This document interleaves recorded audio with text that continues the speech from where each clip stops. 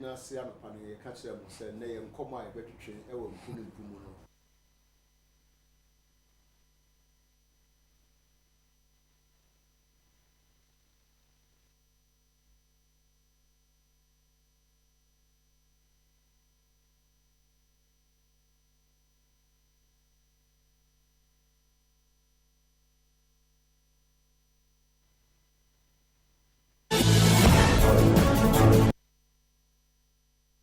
Abusanfo emamo akwaba ye hye ase ye ka kire mo se na no pay ye ne Dr. Anthony Nsiah Asare e betwetwe nkomo e wo mpunimpu mu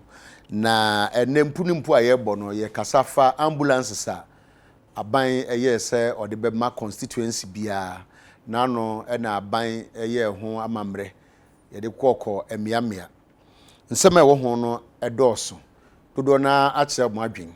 ye pese ne ye twetwe ho nkomo. Dr. Anthony Nsiah Asare kanena or your Chief Executive Officer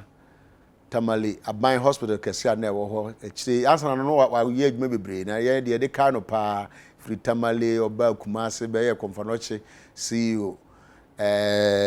na anu ye Ghana Health Service ona na ye panimpa oda no sei owo mampani asoye as presidential advisor on health and opay ono ne na twetwe nkomo oye doctor oye administration adwuma no ono ankasa so sign kokoye adwuma kohwa ayarefo nso so enti no omfa doctor no nto ana doctor dia to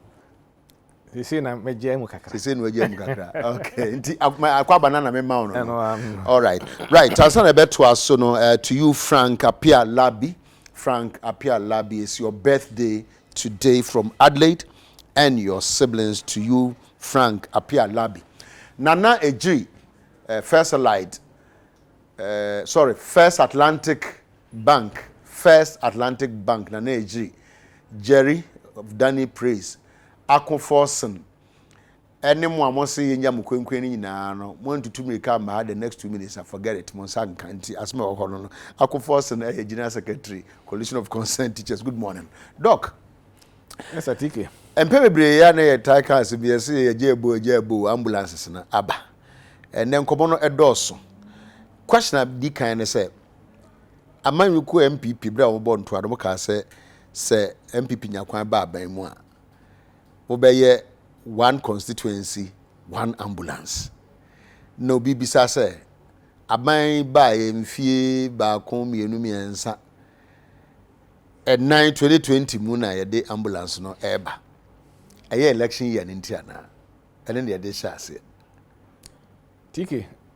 abana ubonto ano e kan ne pi e fa apomuden ho kire Ghana fo na Ghana fo tie ne nyame ye adom ne Ghana fo na ye de abana hye MPP na nado danko akufo ado so oni yanim no kore de e kan ne se ye de ye be hye national ambulance service ana se emergency care no ye se obi putupuru yare ana se wanya nkwanhia ana se atoye nkyerem ye be hye mu kina because obeka ya May 9th disaster no bae no na yewurakofo ST committee of inquiry nti wo mu bae no mekai say na say justice bi na di animu yure fini di na me di mekai say Professor Akosa o ka ho bi nti wo mu wie ndi wo mu kai ne say nkofo no pie hwere wo mu nkwa nam say ini emergency care wo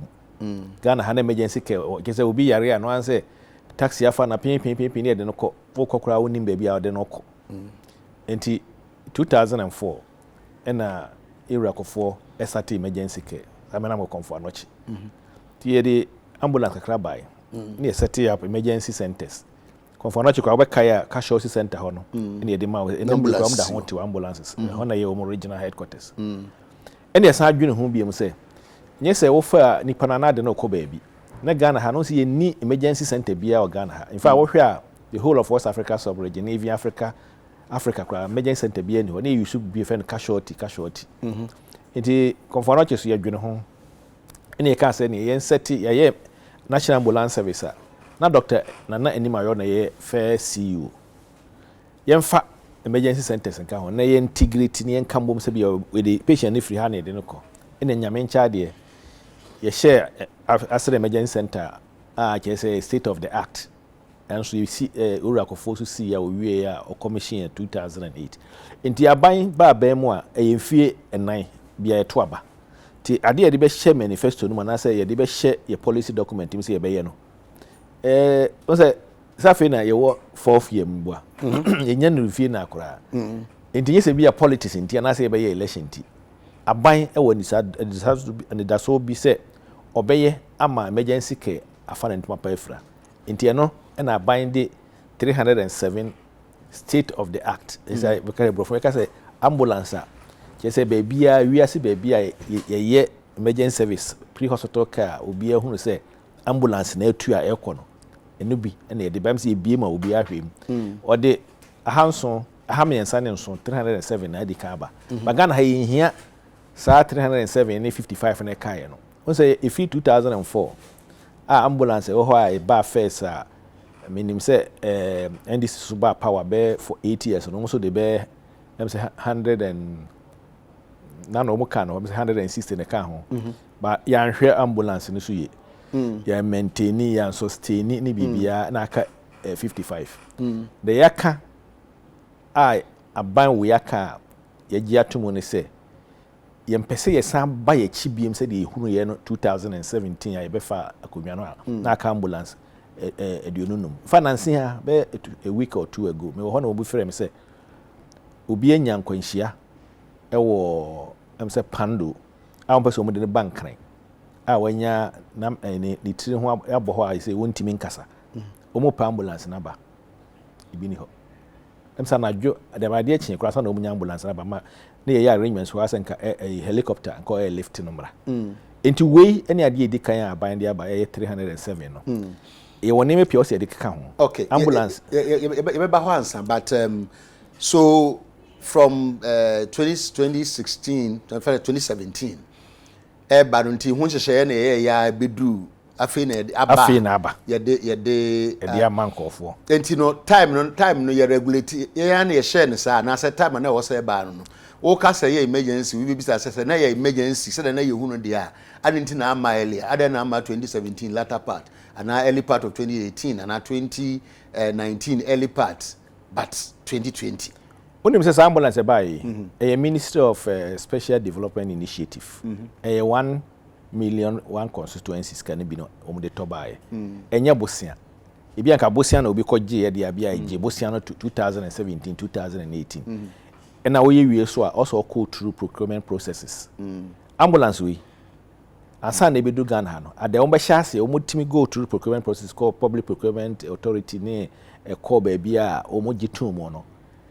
ambulance service Ministry of Health any obisu free Ministry of Special Initiative hwe baby a omoye ambulance no baby ye ye no say omo obi wo ho ampa he da ka say mo nkɔhwe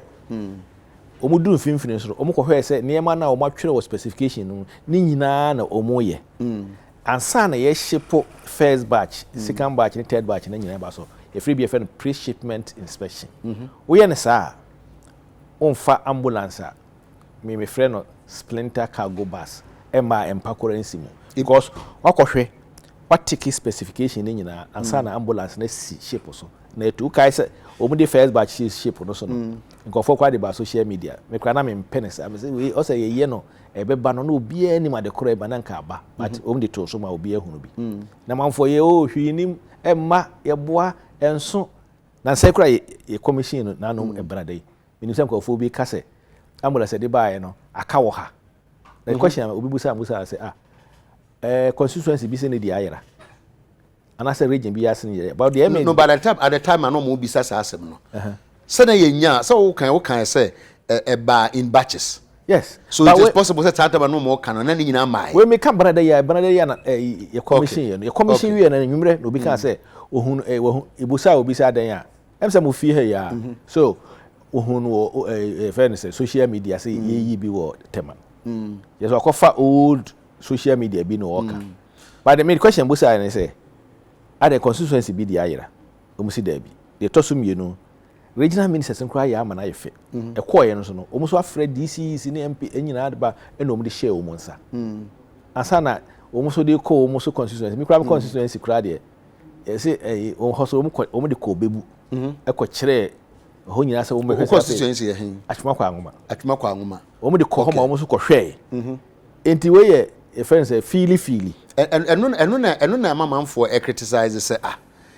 nanu yɛ commissioning ɔmampani ayɛ wafrɛ mpanimfo mono mpanimfo nyinaa ba tinye no ane sɛ constituency bia ni maybe kura ne headquarters wo so ɛno ane sɛ straight akwakosi ho na yes san apagya free ha say koduru region bi so kura say omo so gbakwa akoye fanfare asa mo gye mo ho sentiment anodo ade amode abe na ya bo ho dawuro saa and obi mo say ade kura ya besi hoi enipa yiwu so saa fashion ne impintin ne akapoma mu sadwa mu nyina no asa dede no doso that's say on say wo ye health program bia na person kofu hu na on say wo de ade bi ba wo si hospital kra also man kofu hu so wo si hospital na wo mo ye free bi acceptance so enti also wo so agitum so ye wo hospital ha ti say obi ehunu say atwa kwa ngma so ye ambulance ho to frɛ 112 a ambulance bi tuma be fa bi afɛ sɛ kofu onim ti wo be frɛ uber na sɛ wo be frɛ taxi na trotro ai sɛ onim sɛ ambulance aba me de eyade a nyi se bia yakɔfa sika ne ye fanfe ne afa nkɔfo ogu ka mu a yanye bi ye kɔ brasa ka omo ba obi ne pɛ ne ba ye obi a anka sɛ ye mfa nkɔfo ngu truck mu ne mfa megina hɔ enti nipa no anante ba ye ompɛ no mbɛhwɛ a me fi sɛ ye ne kwan so ɛna ade efe bi ya so ye mfa nhye pass ye de kyerɛ ti yesi wo fa ade fa baby ho na wo de akɔkyerɛ sa fa ade a wo de kyerɛ enti na sa de enti de akyerɛ so obi fan say eye politics no obi ya apomuden fa nye politics ba ye pese obi ehunu say ye ku yanim but political capital kakra anim say ye pen so ye na ye de aba na ye sana namra ne na wa ya adi o si ade ye o kan so be ye no wa ye that kind of we know and can be ni na ka politics it's a question we be say nti say okay say buy no na say are ready ye dey ahye be a national ambulance by the way maybe say that question no say ambulance say be when na hweso national ambulance nti nke buy na dan wo mo na ye say mo ankasa mo hwe na mo nya e beti bibia free na e buy wa wonim social media abai o because ambulance no ni 50 pen e buy e boa na woti ya sese no de esi wo atwa kwa nwa wo se man kan kire nka wonim se bibu kura no mkoye sa function no de wo pando obi anim we de ya de efe 307 ibi si wo Africa hakorada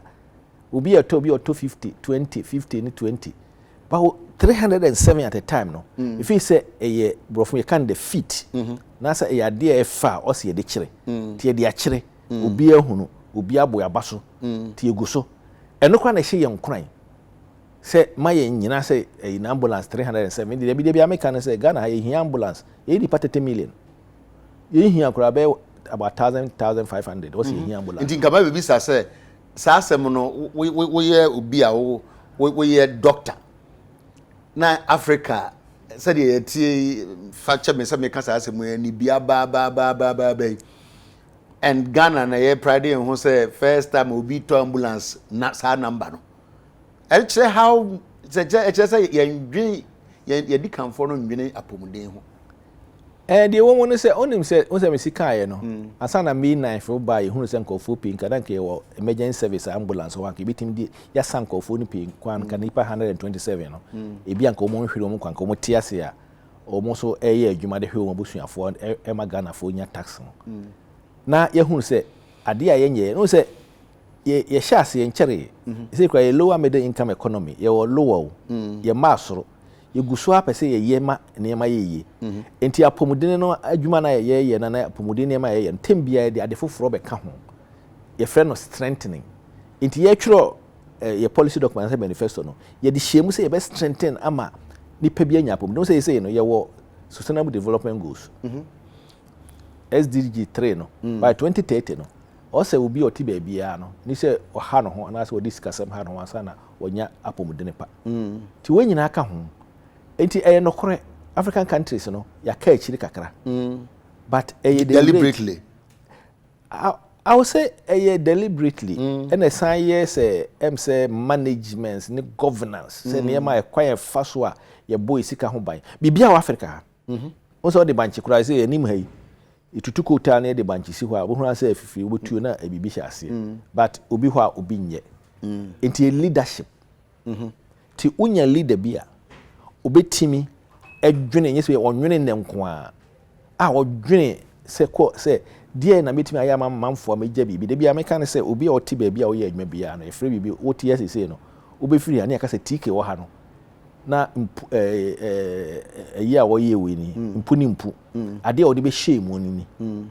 obetena ha ofrem kofo nimdiefo ne se mi hu se wo ka nutrition kwenkwen ne nutrition wo ka da wadawa ne asem nyina you leave something anywhere that you are leave a legacy ti na dan kwa kufu ado em se saade no peso wo ye so ja legacy no akọ me di ade ba kwa ye me de se o build bi e fe no human capital o hwe free SHS nkofo ntiase after 20-15 years time nkola na o fa free SHS no o makọ university bi akọ ye PhD bi ba ye doctor for ne ye no o mo beka se bebi me free buy no enye nyame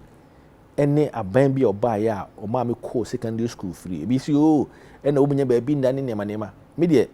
se be kire made free na de matena monimu ha ka kwa ho ne abo ye de yabo tent 17 mu na me ntia de sua se be ya me tie bibi na me de atu me hofo na me de abo me bra me ye ne sa okay it is sanity. All right, so back to 300 and over specific number 307 and for constituencies. Now ebra aban yes na mutuo no critique eba and say ye wo oman no administrative districts, so why constituency? Once again political capital na yepe because you nim say ye no constituency say constituency na bia MP benya kwan kodi akire na odi akode na namu odi akoje fans abi ehu say ye pen so ene ye de bae adenti na ankwa ya administrative. By the way, constituency one administrative structure band na wo ho a obehwe sa de no so yo ye ni national ambulance offices our constituency they rather than our district capitals and municipal capitals. So why constituency? Only say Ghana ha no apart from big cities they say Accra, Kumasi, Tamale ni nema no omne wo metropolitan assemblies and almost our sub metros. They could as sub metros, go much in a district. Into almost every constituency is in a district. Into Accra has say no, almost better than 10 constituencies, Kumasi about 10 or so. No, she said, instance, ye cha, after we got trans say, ye chen districts, ye chen by population in your money. Also, constituency won't population size. But we no to me no, the best way, efficient way of sharing it. Integrated Accra nkwano every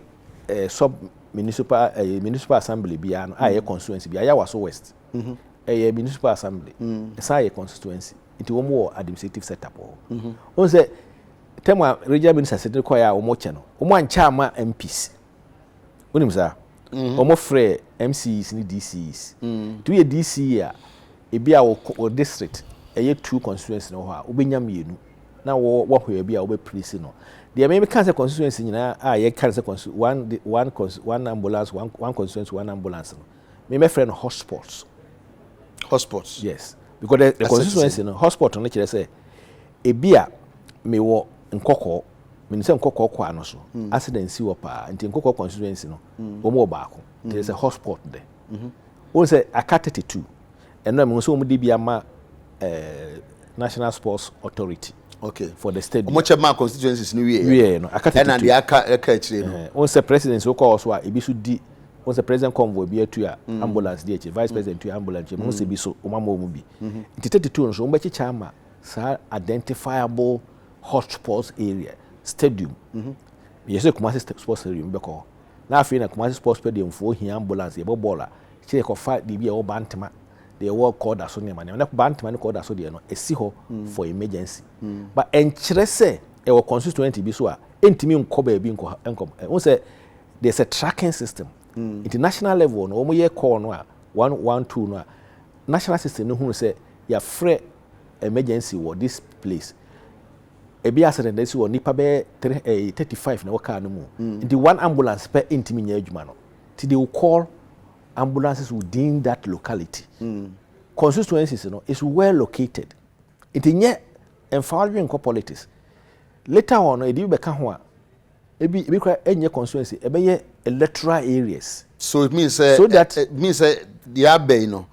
enye no nkwa na aba. Debi abeka ho. Debi we say sustain. We say makase okay, so we sustenance no but se we abeka ho a sen we abeka ho da be na bi abeka ho no because 300 no gitum say ya say aban ya ade but so but yenye no be for constituency na ye ambulance ba ko de isha because we ebi a kentampoko ano so ene ye ya nso kuro no kura mu twetwe nti be ya hakra no next batch ebeba no na aye sub anase electoral areas but ye shase ko for time no me wure figure am kai no na e was stations em se kakra bi ene ya increase stations na I say no ya in constituencies no nti ye the stations national ambulance service stations anase centers no also dey be ka ho na nya 275 Tini now will be under the National Ambulance Service. Yamin Chadie, President can say, the Maranaba cabinet, and Umba approve Nadia Parliament. Now almost approve na Emra. So what it means is that you say, you know, you been National Ambulance Center, our constituency be yeah. That be a been no. Omo BB horses. Yet you can say MCs, you know, and regional ministers, MWA, na omo pay be a office be meeting the amount for the meantime. So now say we are putting the cart before the horse. Say because the car number. And this is any panel maba no money ambulance no more better na. Oh, unya office kakra bi no mutra. Me kura de obusa me a. Mako India kohwe wo. Ko so monaka no. Makohwe India omo system wo ye no. Omo ni station bi a omo de inesi. Omo de see hospital. Na me ka hospital. Enti omo titika no. Ye free ya yin call no buy now eco GPS so both will be also moko and they move immediately and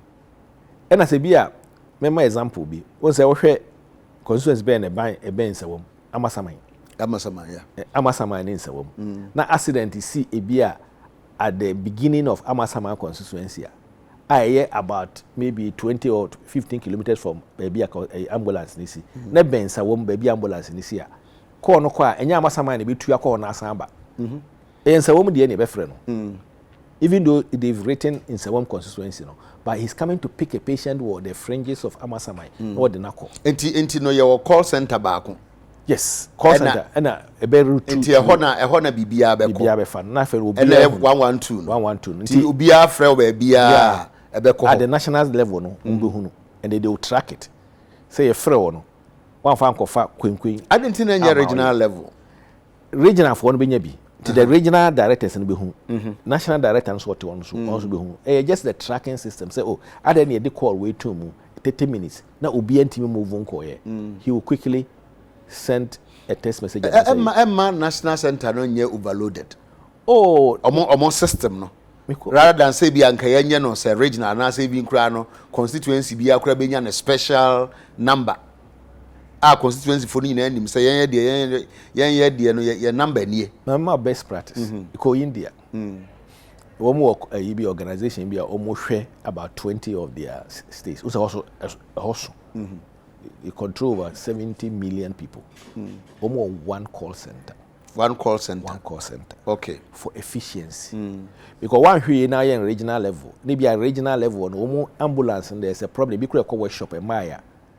a beden yetimi aka se bia eastern region for monko boa Ashanti region there's a problem sanity the national level will be coordinating monitoring and now making sure say ambulance na ye adwuma yi ni nyina ye training nti oyese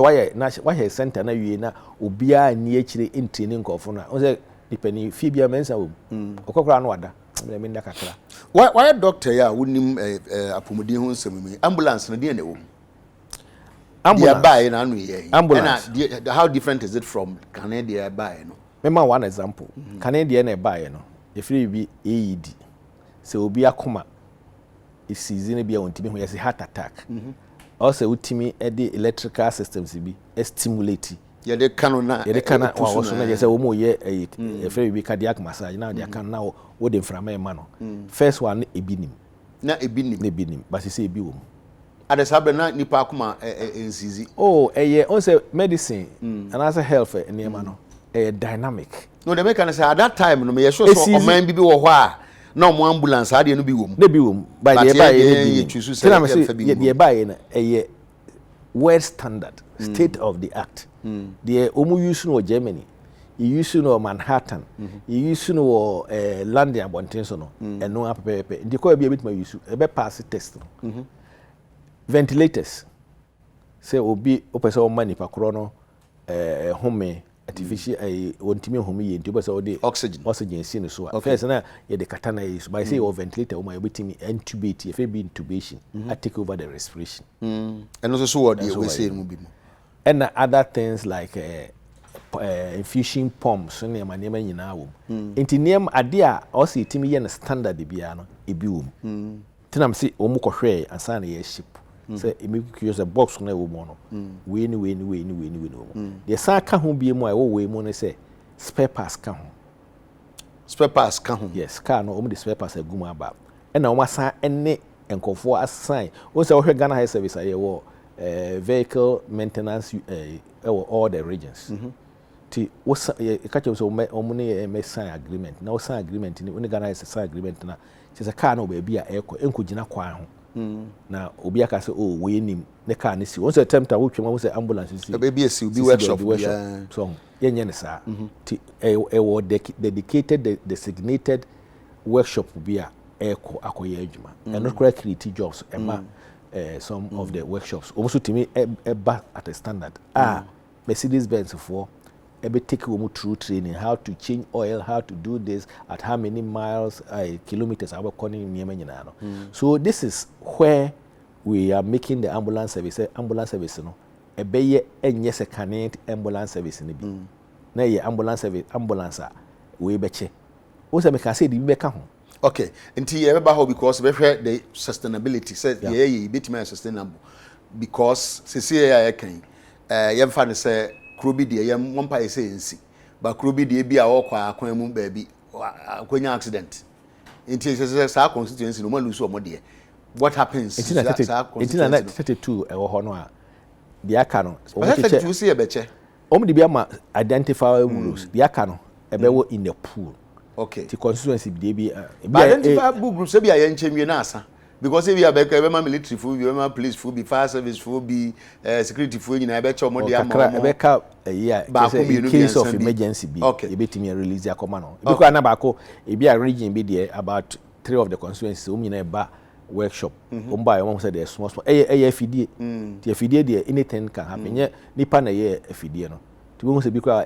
eno e free e bi a me constituency e ba me constituency there nyesa na eba workshop en ka so free obi constituency ba no ba say dey na ka ho bi e ba so da bo awoso na engine na e bi a engine na a develop problem e o say ko to car no quickly no ka ko fo obi they o say team dey before ko sha na ne ko fa no ko but the ewomu a come and say at least there are 275 a war system no more Ashanti regional law there will be about 47 of them the 47 constituency anytime no any dey bia na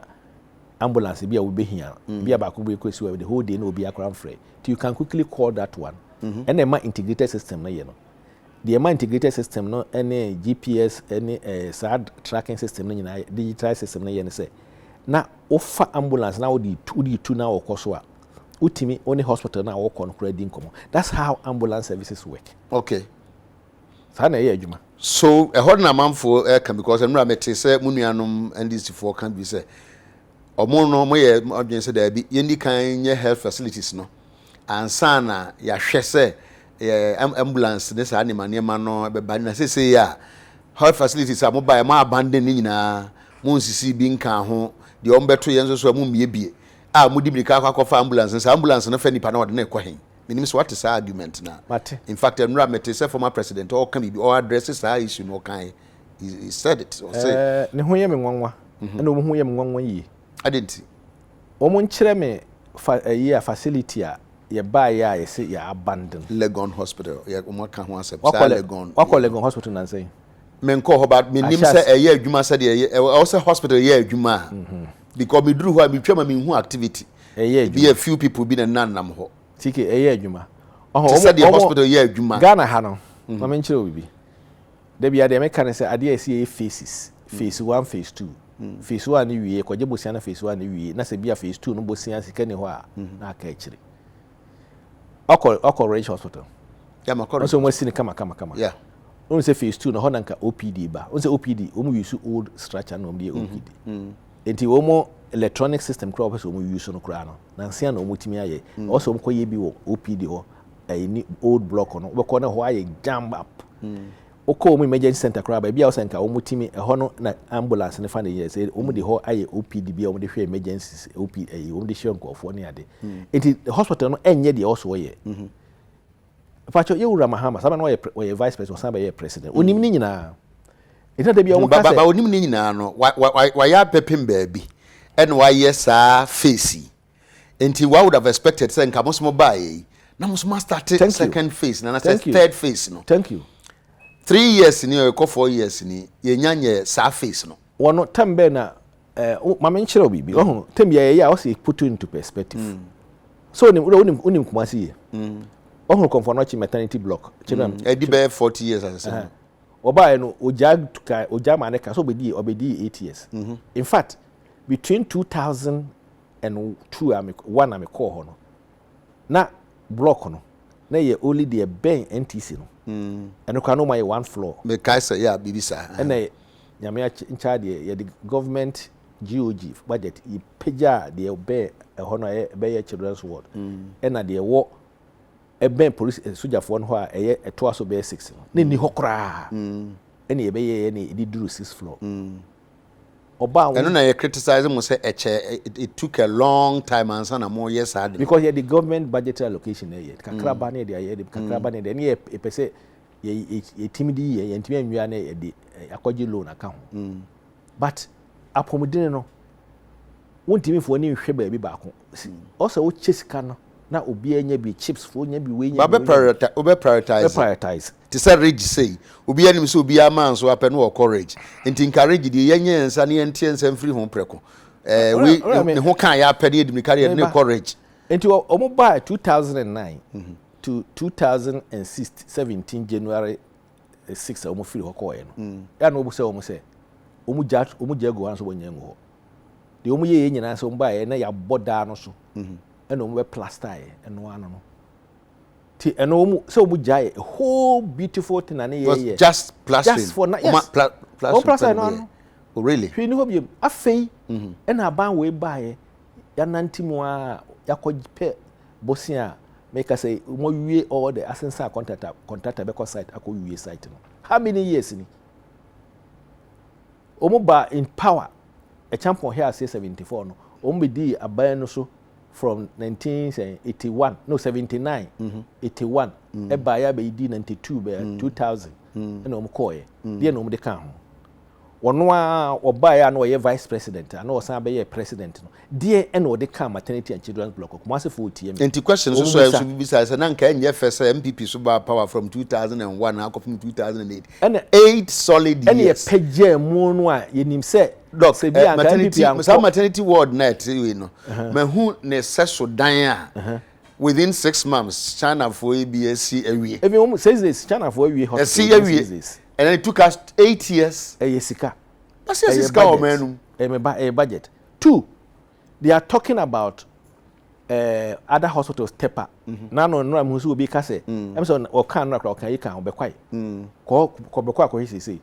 bekwai the contractor on site nyame ncha me sure say e be do third quarter of or second to third quarter of this year no na ye wi equipment e kuma e be test ni ara ne kotepa tepa me sure say before June no ye be commission tepa konsoko before June konsoko before June yes strategic but me say strategic June the contractors are because there. We are in June 2020 the election yeah Eurojet project I'm coming to give you and be a woman time me church projects are omo ye ne ye ato the entire omo ka say ye ato o say wo hwe region ye nyina no a phase 2 ni nyina no omo green book no ni aye no wo mu tine ye ka say ye ka say be bibia enye say eye manifesto promise keke we do it for people to see and it's at ambulance service so nti we call Unauthorized project no in April 2008 and the negotiation for the laws MOU you know Nsiah Pablo in October 2008 and then cabinet approval. In November 2008 in parliamentary approval. It is a process in the year, and there were 8 process in the yes. Because we are in a rule of law, you follow procedures in the but sometimes I do why because of the say agent, you know, we whip the processes. Sana me pen. Once a processor, some of us inya a team whip no an emergency center. 3 years. Yeah. So another processor, you team a whip, you make sure say between year no so no. Any drone system no. We did less than 1 year. Now the first distribution center I ready. Intinka sa na nkantentem na hospitals are mobile beto ye ba ku bia nurse was amasama ho ba bi ye kwan legon de ye kwan and I'm saying na mechiro mu amasama ene kaswa. Do you know say e dan na mo hunu ye na air conditioner bobo ho no. Hospital we hospital we we dan ni sie no enye problem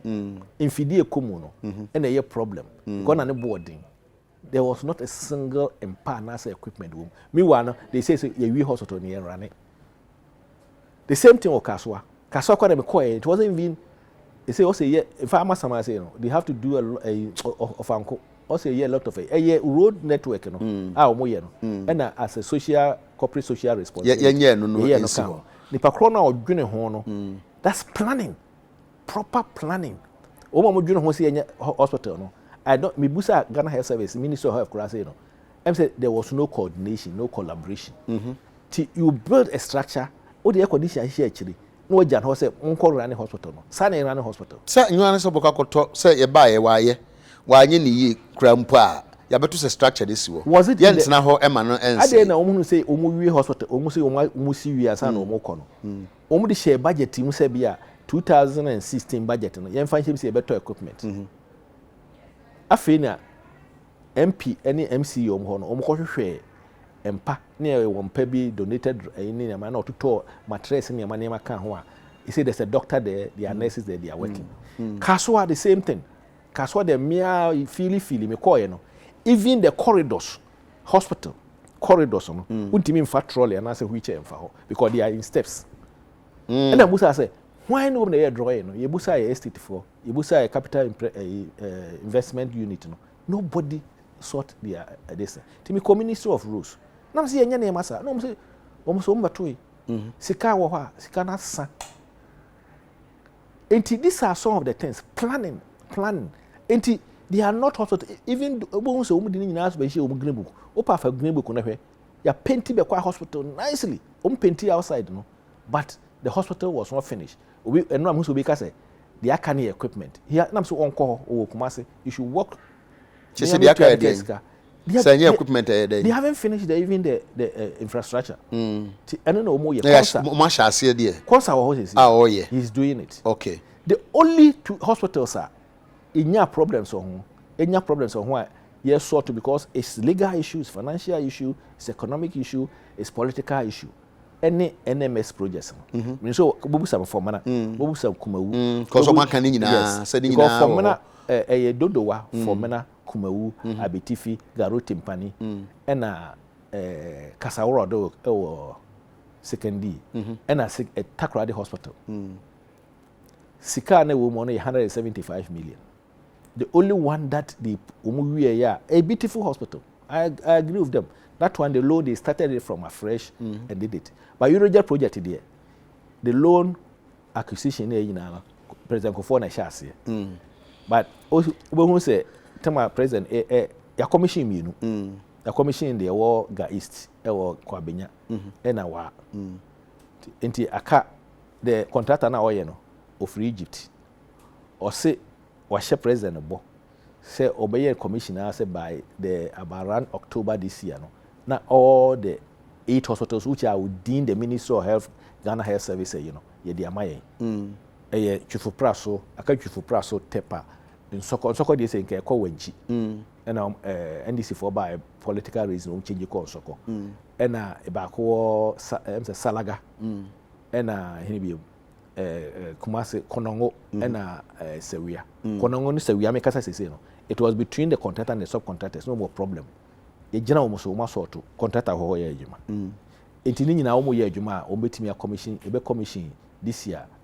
ma de nyina asa na military hospital we busa military hospital sam and the Ministry of Defense minim say no so omo gu so omo ya adwuma but minim ba bia omo adura but eno say so the contractor says so omo president commission very soon na academy aka NMS projects no NMS project we have to go through a lot of legal, we have to go through a lot of negotiations Nsiah wote ya omako clear site no for mana contractor no is here to move to site we are now at the stage of signing and also they see and say September last year 2016 and omo contract no say a contract period UKF for and sponsors our contract UK it do contract period no expire also co renew NDC for that time now obi aye politics we want renewal to December lose elections no and then go for no say at the end say the new government about no so we have been negotiating with these people because hospital about 7 projects are no the who say ba ko no man deliver meanwhile sika aka no enti de be am aka nyina ba konkura ni ho am betimi agya atum so okay we dey omo no manye but we dey yan kase fi say bia ya relaxed e wo ho as the na me director general of Ghana Health Service media me project bi enko so bia no na me ho hye me because e project na nkofo akoye mo adwuma enti pressure e put too pressure anti de me pen no senka by now no ya commission o mo wie ni nyina because period no twem even tax exemptions kora o fama wo mo no ye buy any ma tax exemption because you say adentina wa o mo ya wie wa no mo mfa equipment go tax exemption ti ku di akire e mo release e ni ma mo no mo koye wa ya wie wa se nyame ncha de e mo adwuma you say ukokwa benya they are doing the test run the workers there ya pay workers ama wo mo so ehwe anti me sure say manti and there omugu so o say eye process inti say obetumi aka say ambulance no fa nipa obenya ba bi dira mako na ambulance fa nipa he na den ko o sa obliboko hospital ba te bia na inti na pressure no nti say na kwa benya ni pressure no emeye te say kane no he say we are talking about over in fact 275 no crowd be adwuma mpa it means they say no emergency services no e be improved improved what it means is that ambulance be fa nipa bebre enkoye problem say ye ambulance ye nya and so question na me be say ye fa e be nya ba bi di akọ ye koduru ho so ambulance megina ekwan no entwen say ye be yini pa na ye yini pa no na ye hijack ambulance no eno ho asem na me ka no eno ye di ho dwuma enye number of hospitals and as a number of beds and emergency service improve enye the efficient use of emergency beds na me can efficient use and twi mu ne say emergency beds no dey be dey make can say mpa bia ne boarding ye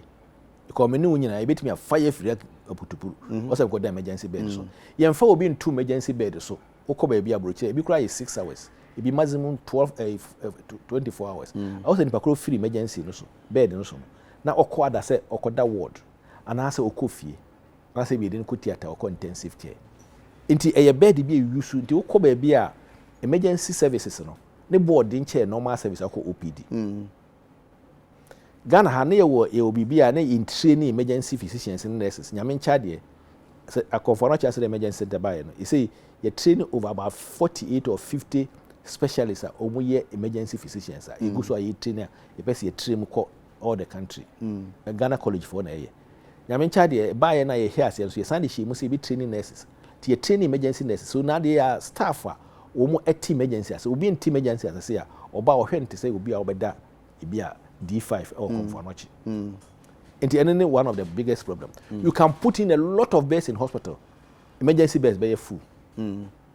into a management of the beds is important. And yet, number of hospitals are we see we now on Fampa Kusima, and Hefa Noko. It is an ambulance now, doors. If I will be a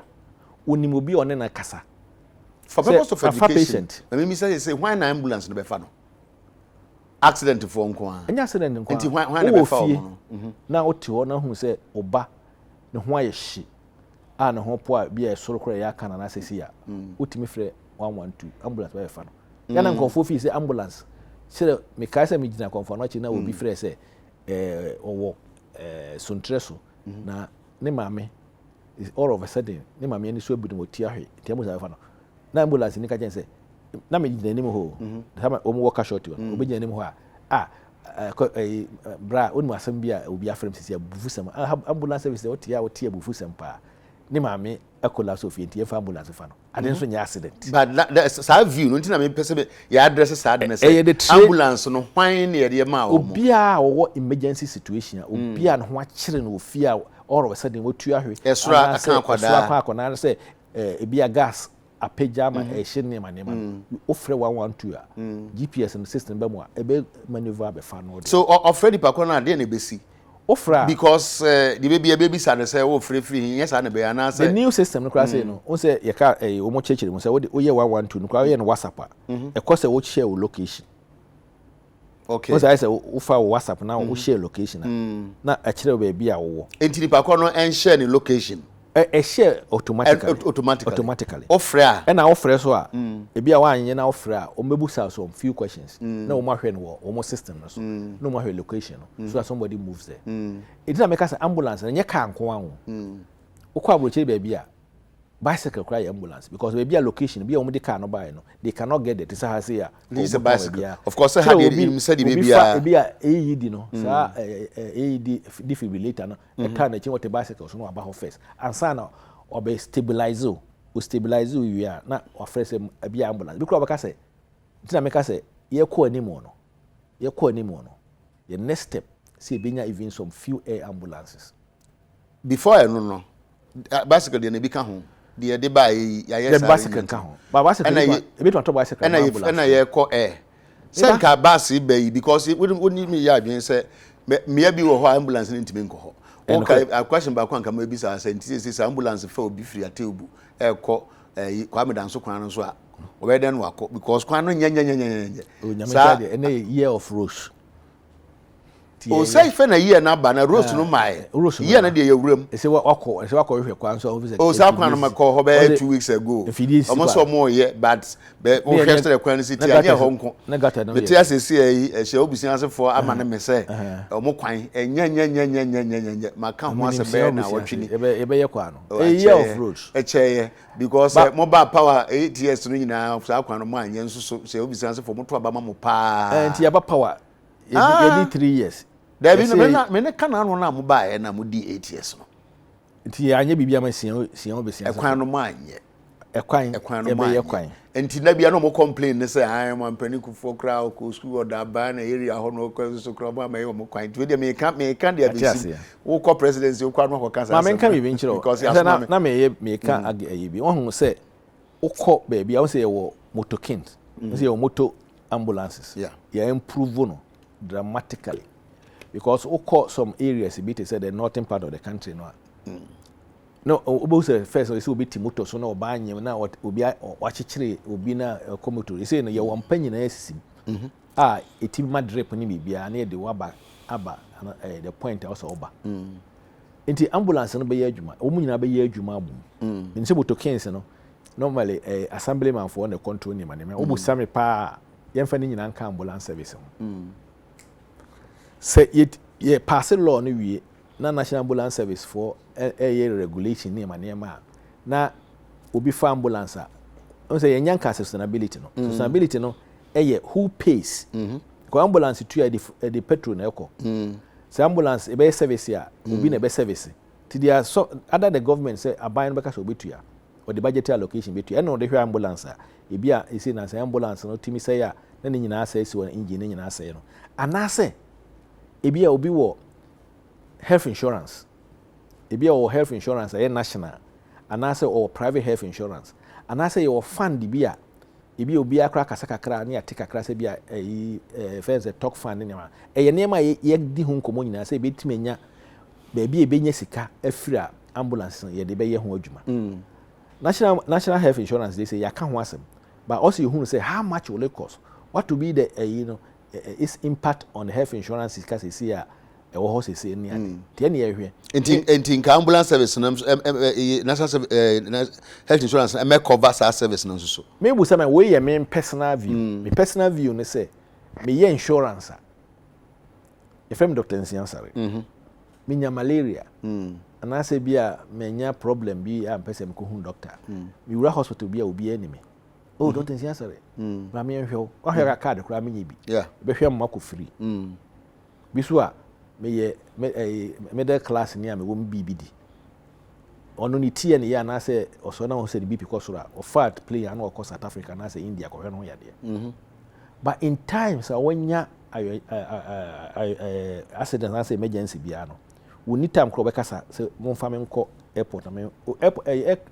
aircraft be akra mfa no plane be amfa no also call ambulance be fa no near the emergency center. The emergency care ade a also bia energy ho enti say ye benya fund bi ana say health insurance me gi insurance a me pese in times a menya emergency no sa insurance no itimi hwe me wo hwe me a ene say obefo me free baby a me wo a menya emergency akọ hospital a e wo se me na ya san hwe me e ma emergency care wo timi de obusam pa nti e be sa obusam a also health insurance. Is it something on the drawing board? It's on the drawing board. We are trying to find out how much it will cost. And how much the impact will be on health insurance. Okay. But and also no insurance claims come from because ambulance na fano in the stable condition and they didn't call hospital. They didn't call se bia ye didn't trant e ma so bi nya accident a e bia na onya vertebra na se na chiri kasa na ebu. Na ye ni what trant na wo se kwan shewu besiase kwa aja no. Na ka no guguru bedru ho no. Ye free be call transaction na code no mati to be do no aye vegetable ontimi na ntibim obeda hospital no ekwan na aye ne sa ekwan no ne the means I dey free accident site ne fa kwa no so ko na aye sa me dey make say kwa no kura the means of transport but ambulance essence wa say kwan kura na oh there be o say means of transport ne say obi e na chika say bu nyamfa ne ntena konwum but nipa ode no ko no de wo boa no onim uko Burkina Faso he ya accident sia obi amfa ne sanka nipa no na yese Ghana ha she Ghana ko say kwa dia ba no say yetimi found the two pick up echi they say na say kwa emfa wontem obi afa ne phone edi kan twa video no de abrel say accident dey be asie now so they are to screen so no obi ehwe bi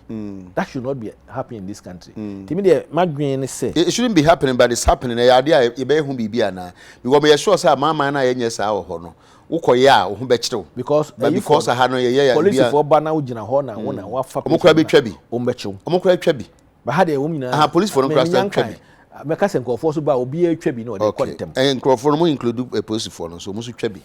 ene wo na ho kai amia na mkai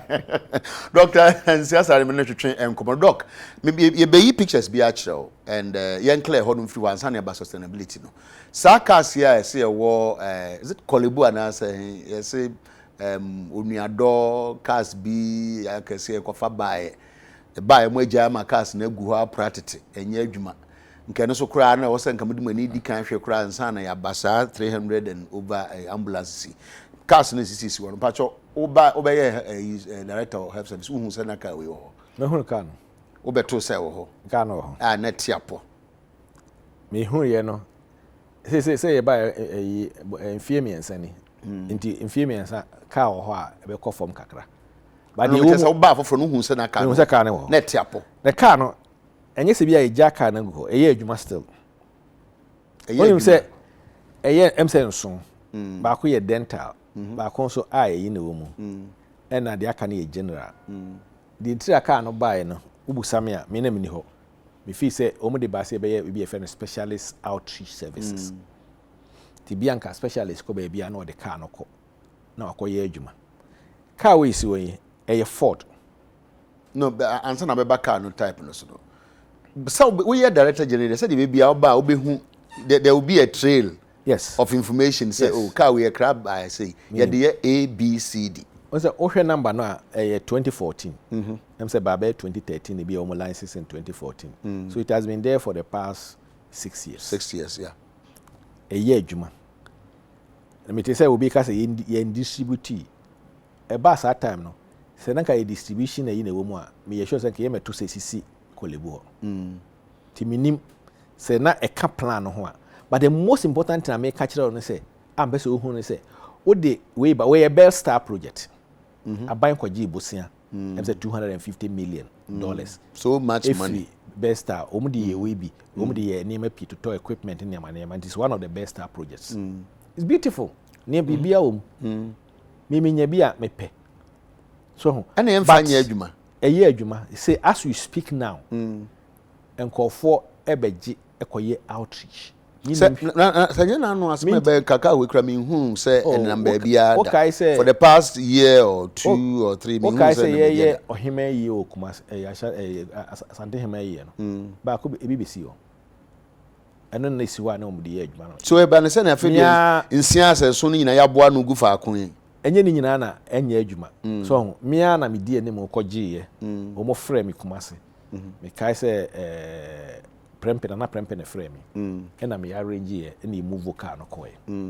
ti ye bibia ehia ekokoye adwuma asorofo bagye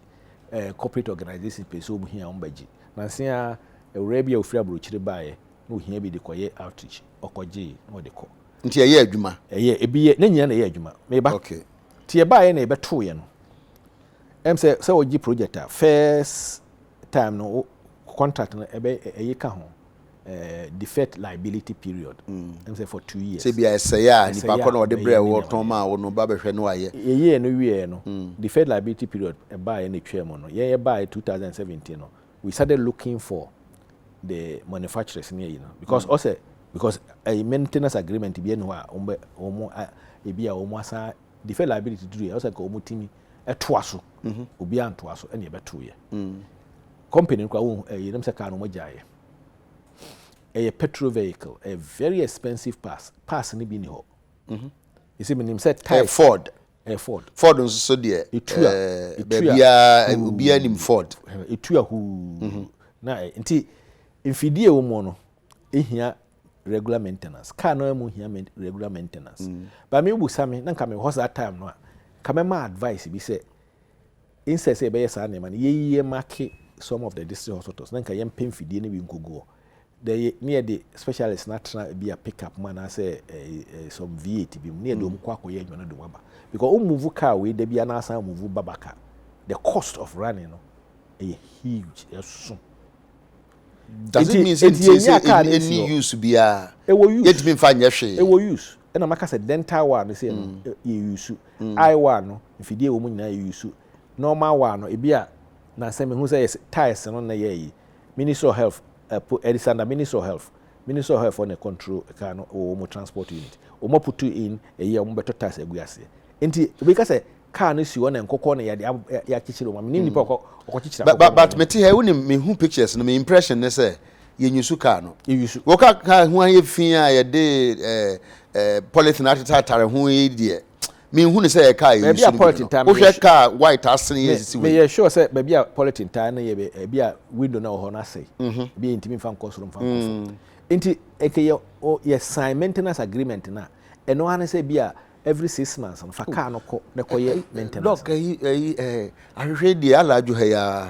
me fitted bi wo ha obe fix it a electrician bi kura wa chi na no me de say on na be ye ma me hwehwe me guru cost en cost me nim say obi akoso wo pe car na ko ye bibia amfa ma no but the routine specialist care na ye no ena em say e form kakra in fact me ni minister trans senka omum emma no emra bi kwa de obusa beka nyen senka yemfa ba akon kosi bia the northern sector ne ba akon esi the middle belt ne ba akon si e bia takora de area na ba akon so akosi your area that's why you should be but the reason enye move ya no ye who maintains it and they are still in the process and some free minister okay say they are looking for who brought the this and how will you get the pass and maintain it so me enye ni nyina na say assume say ni pa they say who the ben e be kwa hwe who e ko unu who oh they put the process in place and you don't compare these vehicles to ambulance these are different that's different things oh where are outreach services ambulance pre-hospital care people should understand it you perceive improve your emergency services na ye ka ho asem a adaye bie car no ambulance no na obi me no mo gina ho kasa no a obi a wo constituency o me wo position de na hu no mu oh me hu ewura kando akando okay akando ni mo mu nyina so mo ye omo select committee on health me ni mo mu nyina omo ye mo fa asefo me ni mo fa ase akando a ka me ko ekogina Dwaboso de ho ma gyan ma twa photo na ko ma me ngo ko gina Dwaboso ambulance ho se me ko gina ho with the ambulance no ba ko lobby politics nye lobby na so here that's what but it's their constitutional right. They are members of the select committee on health, so they have to put the ministry on its toes to make sure say e bia we say okay na wo ka ho asemi you sure say ye kasa say no ministry for say bia na omo delay in getting the processes of getting was so moyentem because I didn't ba so obi na hohoro ho a e fi ne go ho also because other na mo hohoro ho me health facility also they let course obetu ye for say ya indi ehuni na health facility health facility office no but fide na esi won health facility office nya health facility doc me say esi office bi no, me just say, dog. It should be kept clean. Yes. It will be our house and in good shape. Transport and maintained. Transport for her house no. You just now ya people will say why is the rubber cracker something can me say I was said no so yes will be tena ho no bi akwa hope will be answer. Ya de aba be hye wonsa. Ade na nsa ebubro sa. Bibi kitu ebi kura bibi kitu ebi. The same thing with the ambulance run it down one man make 55 me dey bia me can say e will be a friend cannibalization o say car is go nyina e car fufuro e car pe we could say we cannibalize ba ko e dey hye ba ko amana yi tu wetutu ba ko ho part e dey hye ba ko by a problem in our country I want say president kwa inaugurate or commission or launch ambulance or kind maintenance o say you need maintenance culture we mu obi si dan si ho a na say aban especially aban dan yi si ho a e bia paint keke de be fa ho be infimi no bia no obetra ho ama ase afi o se ye procurement ne de koma contractor but bu kwa no se de be ya e benya kakra die ende minim oh yeah sa na ya na ebinu mo ye mo se ebu ho kra na esi ho eche kra na ye se da ho e bia carpenter wo ho ye wo mesin etua ne ka ye wo painter etua ne ka no koto paint be mienu open na ho bia paint o ton kese na bo be dia e be bro threshold so a paint mienu gallons mienu na ene paint down we ha e china penti ha e ko Ghana High Service headquarters asane ye because am yenko farmer contractor yem painters yentu yomuka ti mo ye block we ya block A ye ni etua ne ka we ya ne asan aka say obetuma ye ayi osa abra on to ko ye block B ko ye block C ko ye block it maintenance maintenance okay it way what has happened is one me madwene mu de it's not very cost effective. Rather. But it's a what is happening is maintenance. Will be responsible for somebody. Sanctions and rewards, which doesn't work in our system because you will grant baby. Sanction will be number. But yes, a culture in our system. And if you talk to me about how people don't do their jobs and then they are not punishing them and a culture, but we have to go beyond it. Doc, when Mr. Asare, it's about issue of maintenance, no sustainability. Niabe 275. Yeah, men fast 307. Yes, 7. I mean fast yakwan ya enyi ene driver fo ya bi mo mfa ho ne kra de abato mu no the ambulance ba obi amfa ho ambulance yi ko akonya problem ayesa ebi amfie mienu na ye lusu ambulances na die hye na wo ho say ye bi ba so two obi simi misa say your health facilities the act or why a makwan private individuals invest in health bibisa hospitals mortuaries and ade adentina said yeah one district one factory I encourage a man for say omo so private for me from wura industrialization mu nka ye nye bibisa so ne enhwepe a manfo na nkobo so ambulances yi bi omo fa bi mra say ebo na bia say minim say tax wo so say bi ni so say incentive bi wo ha ye mfa mo na nka nya afi na ebe transia na just aban bi aba no kan say constituency bi anya ambulance Thank you. Me yi ba ko na no. Onim say president kasa say ye de mrana beto aba omo de brain or cabinet. Cabinet de be hwem no approve the parliament.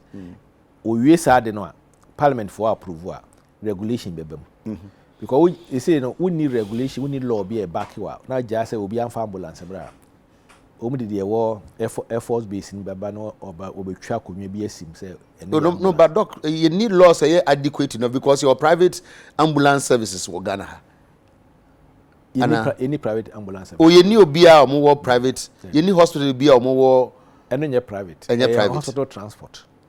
Oh, ambulance. Over with my friend ambulance. Woman who hospitals be omo ambulances. Ankro 40 me call je omo timi call you sika na omo de be ni ho ntino omo ambulance. Say na e wo de fefunu so haze. But you need emra e wo ho a regulate ambulances. Really? Afi eni ebenya bi 2020. Yes, Republic of Ghana. Star of Africa. Yes. Wow. And you say no emra no be emra e ho ena ambulance dodo e wo Ghana ha no be kosoro.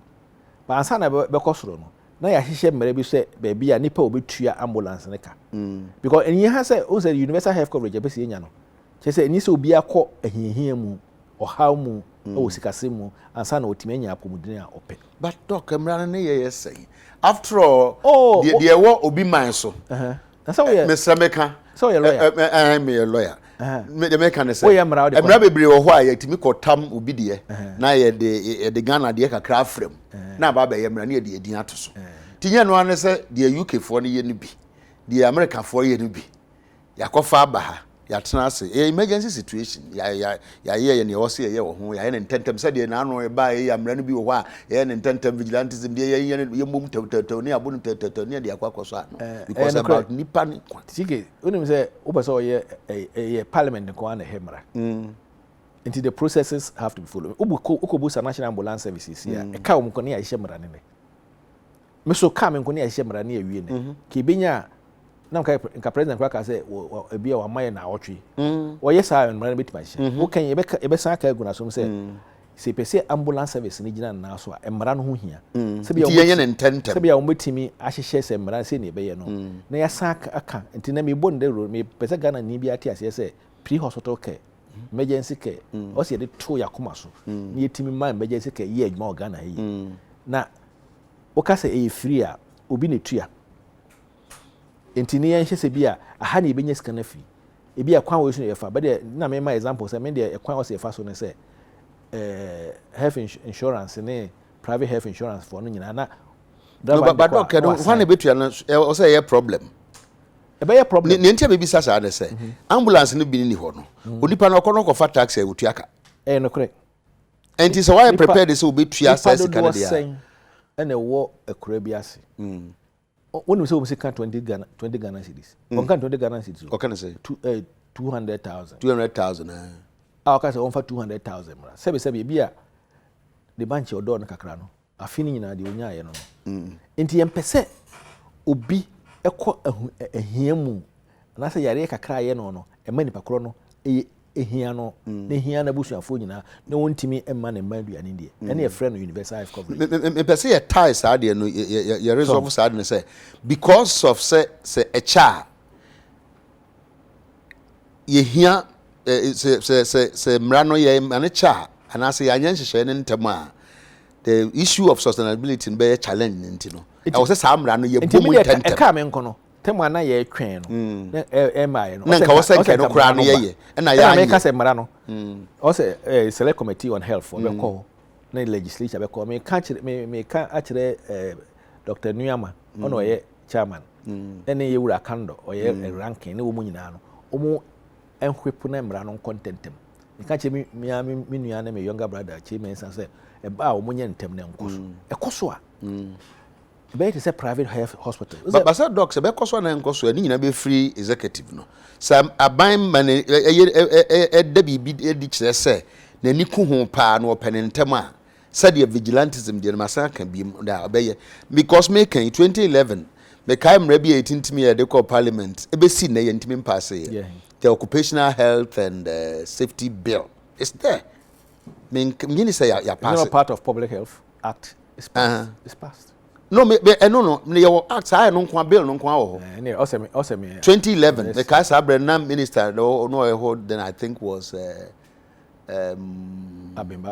Mensah. 2011. Is it 2011? 2011. E.T. Mensah. 90 Mensah.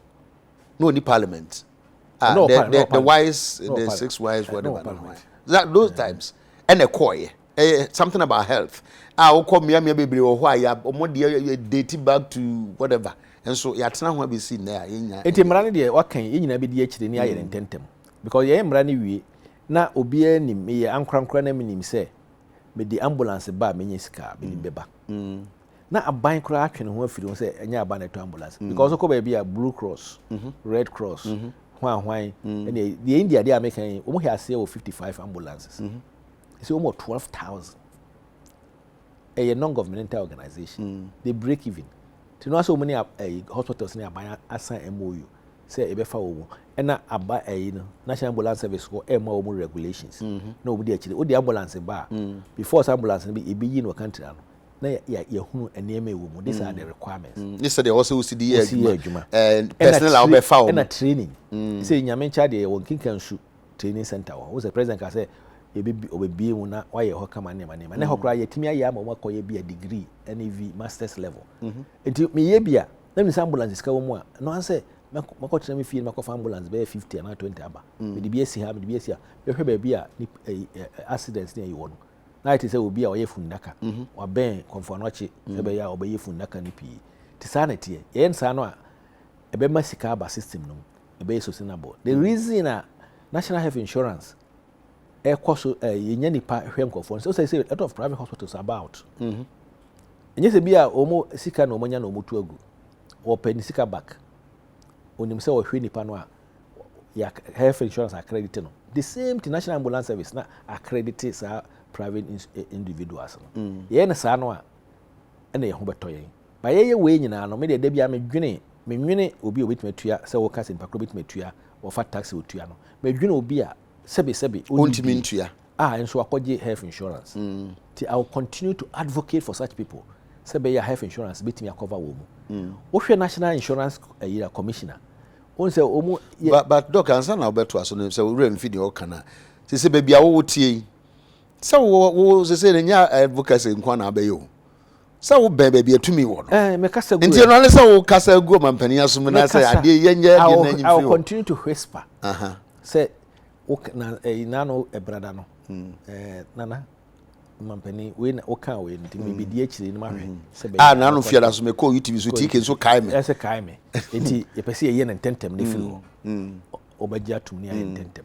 se be ya enko cabinet ye kura so abia ye fa contentem na ye bia next cabinet ye fa nko na enko ye koso a ye ko parliament so na ye ko parliamentary select committee for no ye ni wakoka na we dey fast track facha be se be how I dream ho election year mu na we Ghana yesuban bi e wo yeso ne say do election year bi kura mrai kura ye ka ho asemi enhyeda mfa ye ni enhwe bia gen guarantee ne benya say sa election year favor ne ho nsensem no e mekata and the adihia bi say so say na ye ne wa ba mu ye ka say 4 more for na to do more the way ye can for the 4 year the money ye enti ne yeso ye pay 4 more for na to do more Intimo de better na mo the next one na. Ye mfante. Say we be hwe ade a ya yesisi no. Na ye gina so. Na ya san ma ye form more to do more. Which means say wo ye ade. Nti enema we ni nyina ya okay. Because ya me kwatwere wo me book mu nam de akote wo nam de akasa ye nye we eye we ya be ma ye health status no ne enema ye twere on health manifesto no mo no. E be koso. Because ye tiki. Because election ebe ko sisi no ebe duru be adwu ho no ene ma ebe keka ho asem ni mi se onuado ye be ka ho asem ebe ka ho so asem pa ye nya no so nko a ye be ka tete splinter cargo buses like see airport base so ye be ka ho asem o be ka ho asem sisi na no so esi ho ye den na some mama na esi ho a ma na ma na esi ho o ka say about 2015 o ka say o mo ka say it's not fit for purpose enye fit for purpose ya kraba 215 obia nso so ye jai menesi ho 2015 2016 na yese nenye 2 years yes sana o mo call off okay ana no mo jai ana mo be di 3 years ana mo so mo jai menesi ho yes was saying Doc. Ade a wakoto aba enye ambulance enye fit for purpose. Inti yentimi nye mane nye ambulance mane nye ye. Omfa ade e be ye because ambulance dey a car. And ye dey bibia ahyehyem. And adane ambulance. It is yentimi mfa bibia enhyem. Yentimi improvise bibia. Ye betim bibia hyem. Nti ade ne mfa hyem. E ka foforo. And unless e be omba catch say as against say is e be si ho kwa no. Oh, you betim use ade we dey enkunya sisi mu asa na aye trotro. No, ye mfa nye trotro. Da bi we dey enkunya. No, ye mfa nye trotro. Paint na wo ho ni ntira na. Just ye mfa nye trotro. Paint mi mfa nya ade bia even if it's a step less than an ambulance, but yentimi mfa nya. Me say a question. Paint na ya painting ho ni ntina o ka say yentimi mfa nya trotro. No, but say you cry say you the baba ye. Oko lorry station. I want say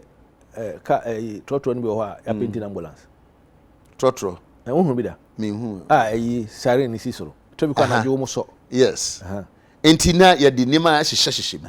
Sabe na nima hyehyem. Am just na ye di nima ahyehyem. Enti se nima no wo ho a, o bi nima na obi a se bia nipa kro de baa ye no because de ba no o de man no o man specification.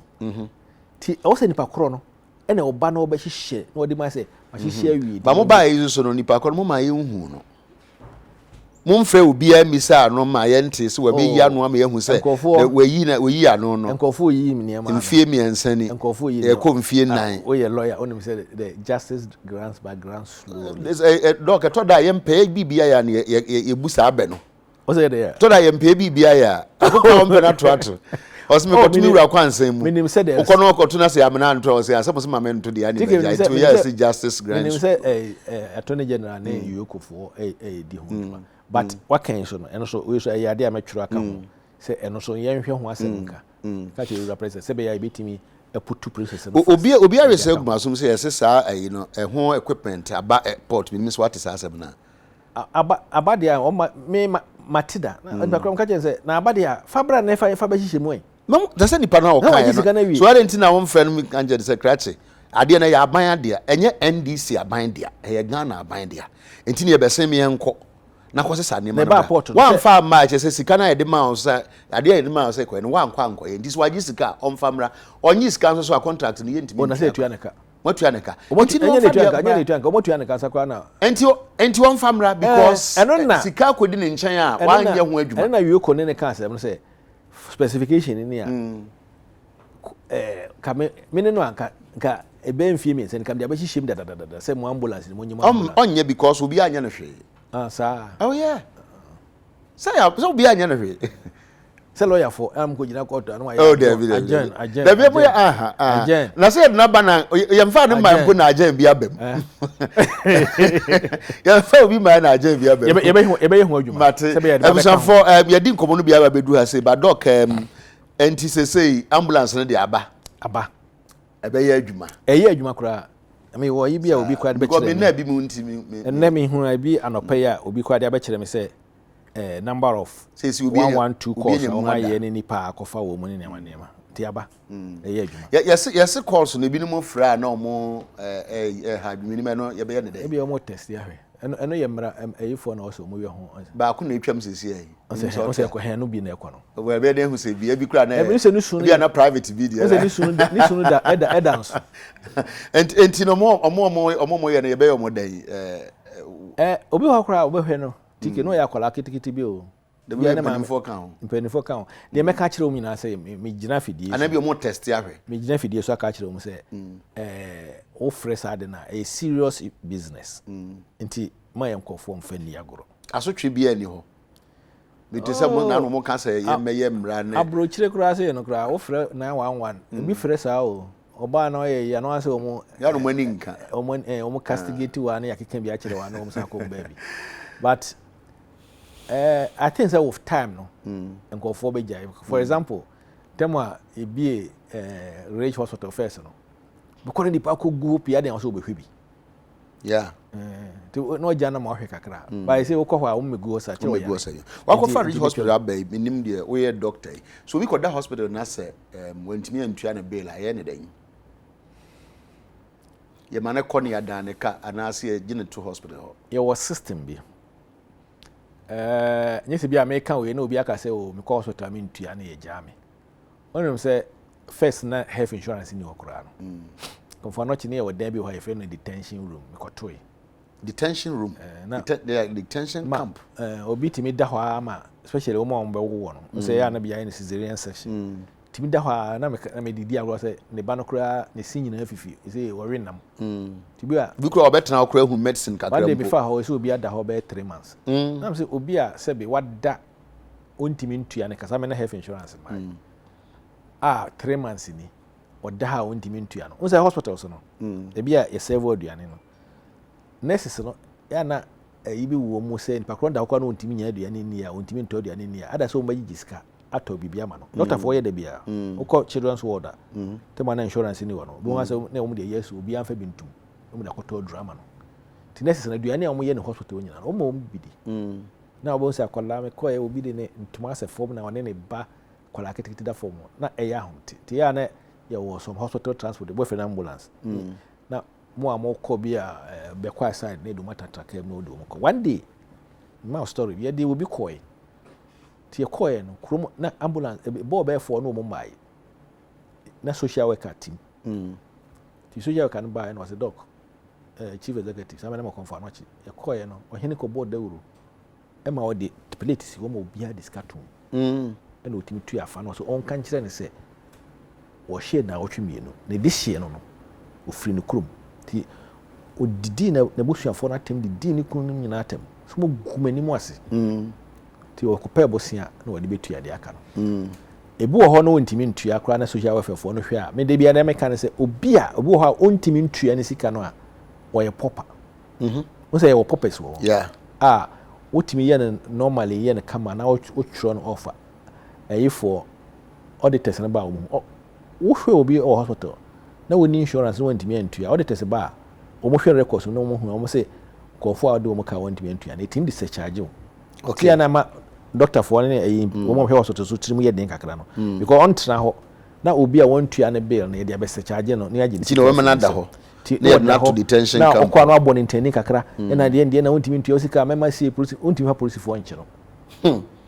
enti temwa insurance buy ya free maternal care buy first free maternal care buy and insurance era ko for the can say akola bia o ye less than 18 years bia first na akola na less than 18 years na ne maame anase ne papa ba ho any health insurance yen cover no it is some of us say the fact say akola no maame anase papa irresponsible doesn't mean say also akola no suffer because say what the bechira ontu esika and one day am say state of the nation address era ko foka say obi a o less than 18 bia no e maame yen cover no sa detention camp no firo okay me bisa we because my hospital bi na no I think by last week the control microphone bi wo ha ya detain wo mo me there's a follow up to the memekai moto na bo and almost wo nya scan to afa ba ko say aka sika 3000 bb ntino wada ho since December. Nice gentleman or the house here, and then there are two others in so more. In fact, I know most of them doors no chance that me no aduane. Come on fast, we get members make can be idea and strategy, but we mo aduane ko. And am maka no so no egu. Is me be say say pa dey any den. Me na me wo ho ana say any hospital for bekasa. O mo take particulars no wonko. Okay. Ye pon make be kura kire o. Okọ a. Nye omnya na ba betua. O man atwetwero statement nyina se be ya obetim de akire auditors no ba say we did this thing. We cannot also untimi ma patient na ho afi emfaso bia ni so o say o space obokwa no dampa so tibi ya ka say bed ni emergency room abi e du be hokoto bed no so no na obi da ho a wo no enam so ontua anti enti a problem enti ye meka nyina na say health insurance we Ghana ha no sa national health compulsory okay e sha to obi access me dey ha me kakra na say health insurance no say obi a onye snake worker ne ma so o kire okutua premium tembia dey me kan say premium no a form how many percentage of health insurance for sika it's about 4%. 4% of maybe 1.2 million e wo animu ye enti yes atene yenwo ho say as oman identity yenye the UK system no say tax nko na tua health insurance once you are a citizen or once you have a UK or resident permit you are covered because what don't you you tax na dey bia dey make can say identity na onko tua sa say Ghana city and the maximum. Yeah. Because what turns you a national health insurance levy. Into who to ya health insurance. Indirectly. I mean, the but one side they won't register. And I'm saying uncle register uncle to ya 4 cities. Okay. And I say uncle to ya 35 cities. You know, they have me cry as net workers. Ubo how as net worker. I tell that do. And so uncle register. Uncle register because uncle get 4 cities card. But I mean, say be a national identification card. Health insurance. We never solve that problem. Ebi asenka ye education no. Ye said ye wo kan ya. Ebe pushing to farm mo akwaye no mo. Tina me catch obi say. Okay. Health insurance no. Uto bi dada. Uto kwenkwen. Uto nsuo special ICB na no. Kwenkwen no di bi da. So watermelon now. So uto special ice. What you health insurance? Ebi utua. Enti kona kwaje o card. Sebe ya obeyi card na to. Ye kan so no. Na ye ne health insurance ye pese ye na oh na ye ne ma ne ye. For example, obi a motor born no. National Insurance Commission. Me madam for Mr. Ofuri or team on team ye. Law no kire say obi be da hospital na onya accident the first 3 days no. They take care of the patient. Yeah. And then they etua a insurance no. Ti enu nyina so o se sa hwe sa scan ye. Me sure say enu so the common health insurance na boa wo mo they can cover this system. Okay. Yeah be na so e ko but wakofa okada na moto asema ba mu yi. Na no nkrofo bi ni be di nkom omo se omo ye okada no so munya accident o do hospital se okada ni ye jana sa be bi kura do mo so duru ho ape ano odin but me kan se do musika na omo so duru ho ape we ye okada nti ene ye wo nan na ne ye twa ana bu kura oyinim se o waso odin na de aba nti je se omo kura mo nte omo ni hwe oye azumi se de omo kan ye no kura den na be kan kire omo. Oh, apomudine adwuma no ye discriminate. And I say nka say we okada na. But that's the feeling say omo dey discriminate against them. But the mechanic say e bia na omo dey ka aka kire omo say okada so omo sika no nye. Pam pataku ansa na etu aponje. But the way meka we emse minua IGP ni police force with me.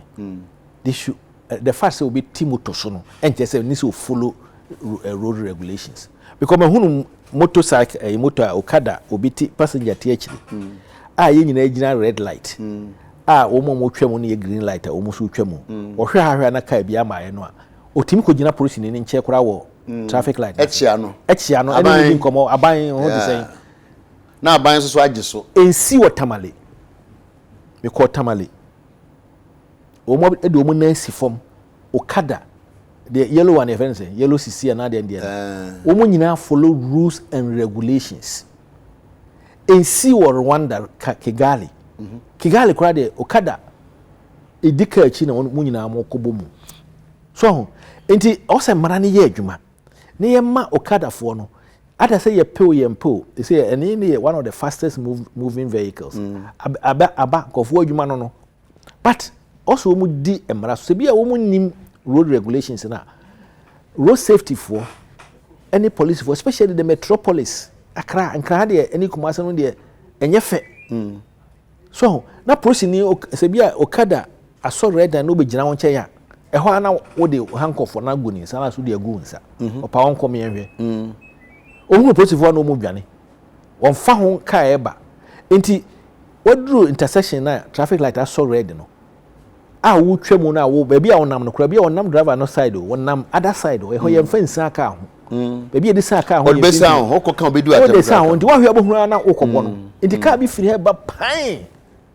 na bo ne nipa wo to okada no so no ti na GMA Ghana Medical Association o se na no mkoye no resolution ka say o mo hwe okada ye ya hwe ye because the number of accidents road traffic accidents come emergency centers no e say okada na edikai ba yente o yaka abariente yes okada for no nte do me jana yen nyina asoma ne yente Ghana for tram okada so nte ti wuti okada so na wo de wo ko ba bia wo pentem na oko gina o drive through red light ka chen say wonsi u form because unni any safety mechanism bia e bo wa pai no wu ndi okada for yese me madwuma ne yese no ti na mo sem ko hospital na doctor for no ni nurse for no adwuma na maya ama na mmene won but I was say mmene won amene won no doctor was say mmene no tepi say yes nipa ne din e de patient say oba wo se munya na ho abotre. But and if for no reason, it's not for anything now, you must share that true, you are for the patient. And but if any say Tiki. Doc. Yes, so nurse for doctor for hospital workers. Ye nipo. Work markets. Yeah, work markets. And Florence Nightingale. Yes, in the background bufu no kasa no a. Ya na oka e a catch or say enka moto say biem. Menye sure say bia oh yenko nantwa de menye sure enye no kure. But that's the feeling. Obi en ho betwa obi na ya bra any indication. Na san kura ye ntantwa nipa na because ye won fidie ni ma etimi ye etoatoa man bones no ba bi si animu na eye bibia ma na kama. But the problem is you try to for next time me hu say okadafo no yes ade no na me yam hihime.